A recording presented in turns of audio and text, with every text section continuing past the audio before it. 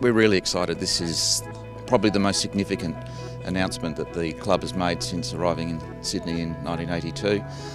This magnificent building will house our football program, but just as importantly, it'll be an important community facility and include our academies, girls and boys, future home for a women's team as well, elite training, but also community with a blood bank, the Go Foundation, Clontarf Foundation. So it's going to have so many purposes. 90% of the building will be available to the public. We'll have a museum, cafes, so it's just an incredibly important piece of infrastructure.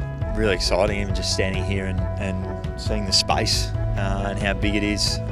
We know that it's been bumbling away behind the scenes for a long time, but to finally be announced and know that it's going to happen, it's really exciting. It's bringing an old building back to life by making it the new home of the Swans, and we've known that the Swans facilities haven't been up to standard, and we're going to change that with this wonderful new centre, not just a sports and administration centre but a true community centre here in the eastern suburbs of Sydney, and also bringing women in as well with the Swifts. This is an incredible coming together of our partnership, and I think taking the next step. For us, we've enjoyed a relationship with the Swans since 2008, and to be able to actually be in a centre of excellence and all that goes with that is quite incredible for us, so we're very excited. I think a few clubs already have these facilities like this, so for us to have a brand new one home for both of us, it's going to be amazing. I think give us that little bit to get over the line. Picture the Royal Hall of Industries, repurposed for community sport, recreation and health, including a permanent blood donor facility, coupled with space for high-performance sport, housing the Sydney Swans men's and women's teams, and the New South Wales Swifts netball team.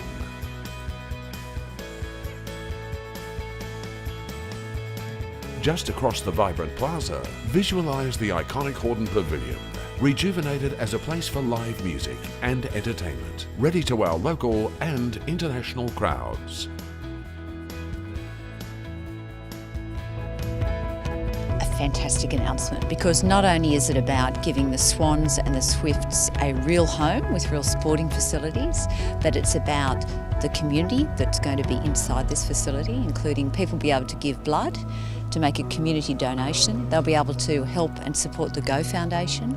But in addition to that, of course, what we're announcing today is that the Hordern Pavilion is going to have a new lease of life for live entertainment. I think everyone that's grown up in Sydney or even lived in Sydney for any time remembers the first show, the best band that they've seen at the Hordern. So we're delighted to be able to partner with the Sydney Swans, because it's a new way of reaching young sports enthusiasts and donors, encouraging them to actually give blood.